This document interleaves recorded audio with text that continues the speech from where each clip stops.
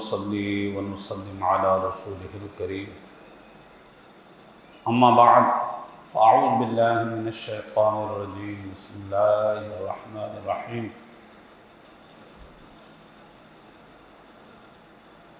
قال الله تبارك وتعالى في القرآن المجيد والفرقان الحميد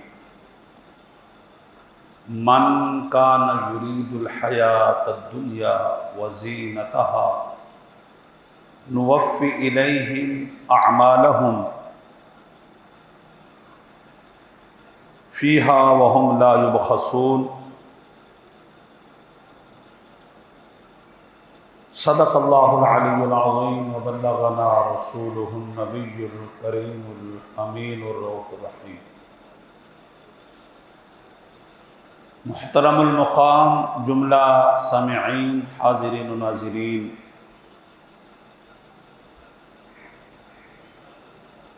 رمضان المبارک ہماری زندگی میں اللہ کے فضل و کرم سے، فضل و احسان اور امتنان سے آیا اور اپنی رحمتیں اور برکتیں لوٹا کر کے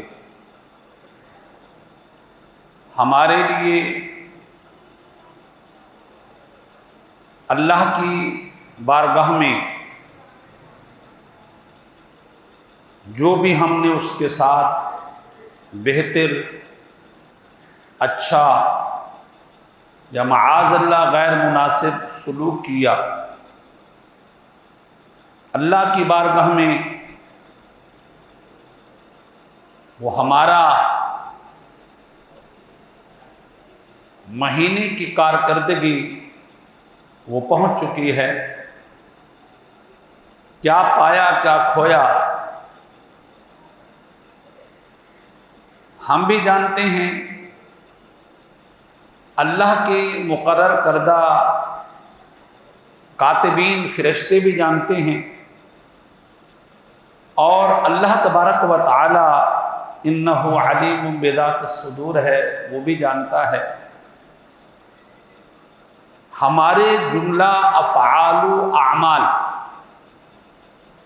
ہمارے مرحومین امہات بھی جانتی ہیں، آبا بھی جانتے ہیں، ہمارے اعزاء و اقارب بھی جانتے ہیں، اور ہمارے جملہ اعمال و افعال نبی مکرم صلی اللہ علیہ وسلم کی بارگاہ میں بھی پیش کیا جاتے ہیں۔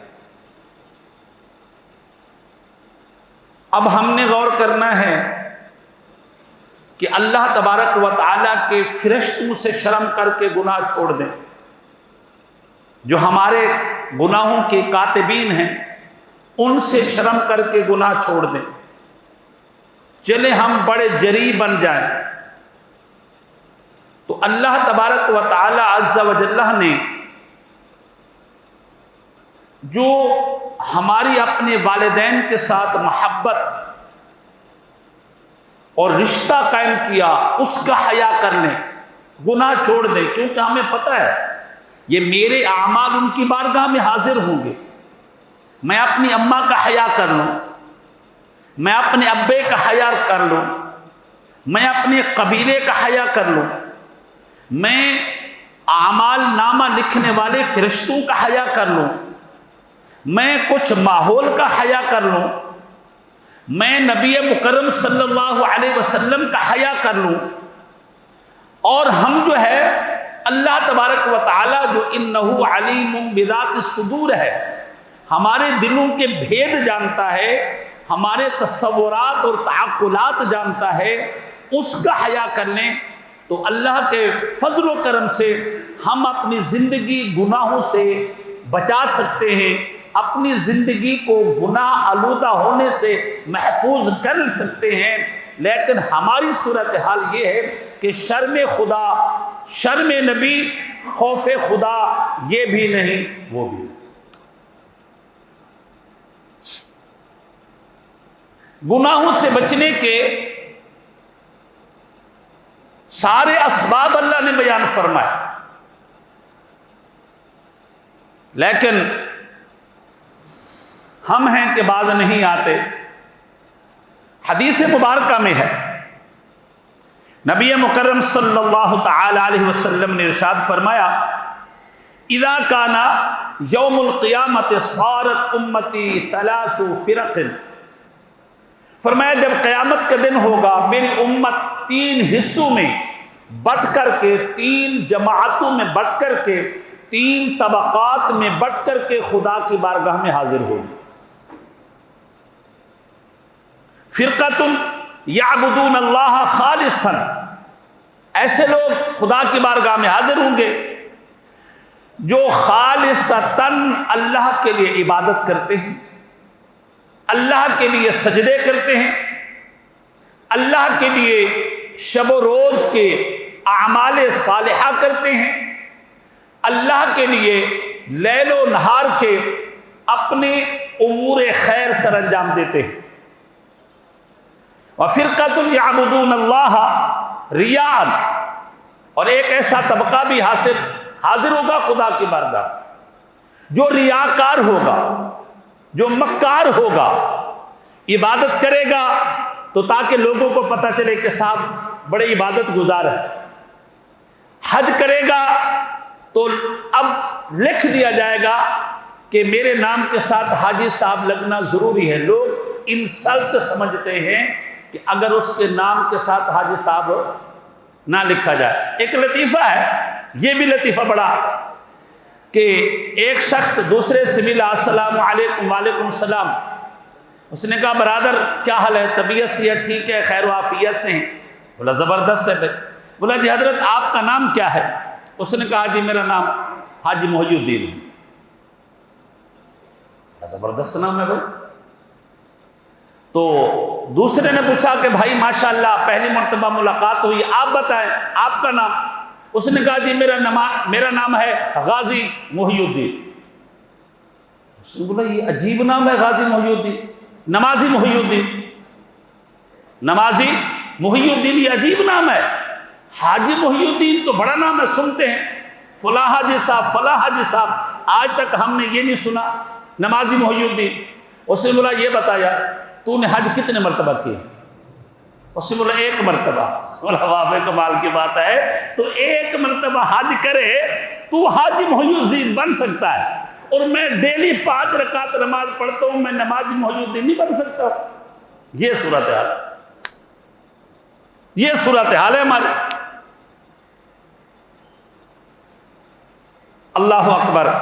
حضور علیہ الصلوۃ والتسلیم نے فرمایا وَفِرْقَةٌ يَعْبُدُونَ اللَّهَ يُصِيبُونَ بِهِ الدُّنْيَا، اور ایک ایسے لوگ بھی آ جائیں گے، نمازی ہوں گے لیکن نمازی ہونے کا فائدہ اٹھائیں گے، وہ دنیا داروں سے مال بٹوریں گے۔ وہ قاری ہوں گے، قاری ہونے کا فائدہ اٹھائیں گے، دنیا داروں کے دروں پر جائیں گے، دنیا داروں سے مال کمائیں گے، دنیا داروں کی خوشامد کریں گے، دنیا داروں کی چاپلوسی کریں گے، یہ لوگ بھی ہوں۔ اور حضور علیہ الصلوۃ والتسلیم نے فرمایا فَيَقُولُ لِلَّذِي كَانَ يَعْبُدُ اللَّهَ لِلدُّنْيَا، اللہ تبارک و تعالیٰ پہلے ان لوگوں کو بلائے گا جو سارے اعمال دنیا کے لیے کرتے تھے۔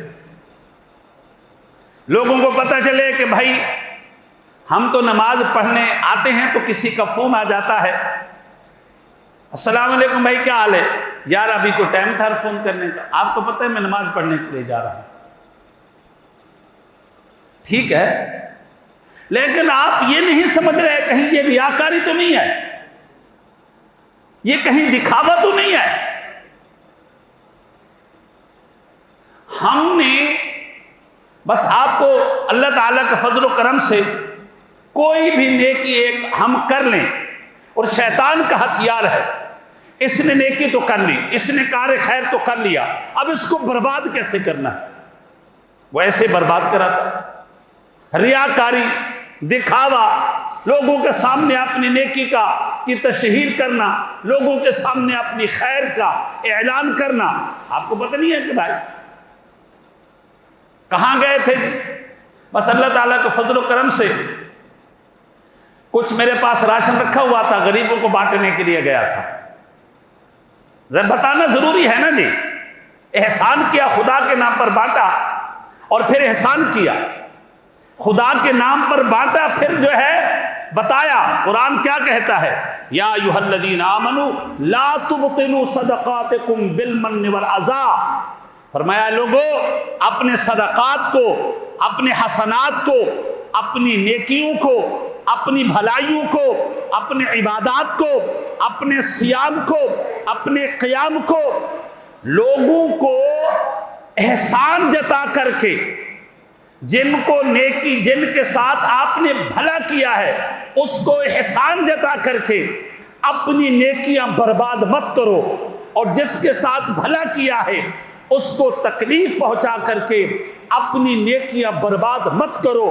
اور ہمارا تو گزارا ہی نہیں ہے جب تک کہ سامنے والے کو یہ نہ کہیں کہ آپ کو پتہ ہے پچھلے سال ہم نے آپ کو زکوٰۃ دی تھی، آپ کو پتہ ہے پچھلے سال ہم نے صدقہ خیرات جو ہے آپ کے گھر تک پہنچایا تھا، آپ کو پتہ ہے وہ صدقات خیرات کا جو راشن تھا وہ بھی ہم نے گھر آپ کے گھر چھوڑا۔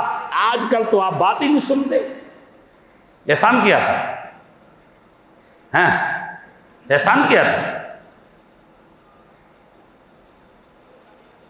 اللہ اکبر، اللہ تعالیٰ اس فرقے کو بلائے گا، اس طبقے کو بلائے گا جس نے دنیا کے لیے سارا دھندا کیا ہوگا۔ اللہ تعالیٰ ارشاد فرمائے گا وَبِعِزَّتِي وَجَلَالِي مَا أَرَدْتَ بِعِبَادَتِي، میری عزت کی، میرے جلال کی قسم ہے، تو بتا تو نے میری عبادت کیوں کی تھی، کیا مقصد تھا تیری عبادت کرنے کا۔ اللہ اکبر، وہ کہے گا الدنیا، بس میں یہ چاہتا تھا بس دنیا نماز بنوں گا تو لوگوں کے سامنے نمازی حاضر ہو جاؤں گا، نمازی صاحب آ گئے جی، نہیں بندہ بڑا شریف آدمی ہے، نمازی آدمی ہے، چلو بھائی، نماز کا نام لے کر کے، تلاوت کا نام لے کر کے، قرآن کا نام لے کر کے اور علم کا نام لے کر کے دنیا سے پیسے بٹورتا تھا میں، دنیا کے لیے سارے دھندے میں نے کیے تھے۔ مولوی سراج سے بھی پوچھا جائے گا، ہاں، کہ مولوی سراج تو نے جو علم پڑھا تھا اس لیے کہ لوگوں کے دروازے پر جائے گا، یہ خوشامد ہم سے نہیں ہوتی، یہ چاپلوسی ہم سے نہیں ہوتی، اور اللہ کے فضل و کرم سے آج کی زندگی تک تو کوئی نہیں کہہ سکتا کہ امام صاحب جو ہے نا وہ ہمارے دروازے پر آئے تھے، ہمارے گھر پر آئے تھے، ہمارے پاس آئے تھے کہ دنیا مانگنے کے لیے، کوئی نہیں کہہ سکتا۔ اللہ آئندہ کے لیے بھی توفیق دے، اپنا محتاج فرمائے، غیر کا محتاج نہ فرمائے۔ اپنی ذات کے لیے کسی سے ہم نے کوئی سوال نہیں کیا۔ اللہ تعالیٰ فرمائے گا، وہ کہے گا دنیا، اللہ تعالیٰ فرمائے گا کہ لا جرم لا ينفعك ما جمعت ولا ترجع إليهم انطلقوا به إلى النار، فرمایا سن، جو کچھ تو نے جمع کیا آج اس کا نفع تجھے نہیں ملے گا، وہ تو دنیا کو دکھانے کے لیے تھا، وہ تو دنیا کو بتانے کے لیے تھا، اس کا نفع نہیں ملے گا، اور تو اب واپس کمانے کے لیے جا نہیں سکتا، مسئلہ اینڈ ہو چکا۔ اللہ تعالیٰ فرمائے گا فرشتے اٹھاؤ اسے جہنم میں ڈال دو۔ لو بھائی، حضور علیہ الصلوۃ والتسلیم ارشاد فرماتے ایک اور بندہ بلایا جائے گا، وَيَقُولُ لِلَّذِي يَعْبُدُ اللَّهَ رِيَاءً، وہ بندہ آئے گا جو ریاکاری کے لیے عبادت کرتا تھا، بِعِزَّتِي وَجَلَالِي مَا أَرَدْتَ بِعِبَادَتِي، تو نے جو نمازیں پڑھی تھی، سجدے کیے تھے، وضو کیا تھا، دکان چھوڑ کر کے آیا تھا، مقصد کیا تھا؟ مقصد کیا تھا؟ اس لیے مقصد تھا دوبارہ جائے گا، فون کرے گا، بھائی آپ پتہ نہیں کیوں نہیں ہے، میں نماز پڑھنے گیا۔ آپ اگر دنیا کے کام کی طرف جائیں کہ نہیں بتائیں گے، میں دنیا کا کام کرنے کے لیے، چلیں آپ بتائیں، کسی بندے کو آپ کا فون آ جائے، آپ پیسے لینے گئے ہوں گے، آپ بتائیں کہ میں پیسے لینے گیا تھا، میں پیسے لے، بتائیں گے آپ؟ کبھی نہیں بتائیں۔ ایک سستا مسئلہ ہے نماز کا، سستا مسئلہ عبادت کا، بتا دو جی، تمہیں پتہ ہے شیطان ہماری عبادتیں ضائع کراتا ہے، دکھاوا کراتا ہے، ریاکاری کراتا ہے ہم سے۔ آپ مجھے بتائیں تو صحیح، آپ کسی کے پاس پیسے لینے گئے ہوں، کسی کا فون آیا، بولا یار تو نے بڑا تنگ کیا یار، آپ اس وقت بڑی اچھی زبان، بھائی میں ضروری کام کے لیے گیا تھا، اہم کام کے لیے گیا تھا، دنیا کی بات بتانی ہو تو اہم کام ہے، ضروری کام ہے، باقی ہر بات پر نماز پڑھنے گیا تھا، سجدہ کرنے گیا تھا، مسجد میں گیا تھا، یہ سارے بتانا ضروری ہے نہیں۔ دنیا داری کی ہو تو وہ اہم کام بھی ہوتا ہے، وہ بتانے کا نہیں ہوتا۔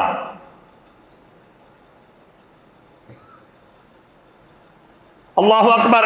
اللہ تعالی ارشاد فرمائے گا تو نے دنیا کو انما کانت عبادتک التی کنت ترائی بها لا يسعد الی منها شیء۔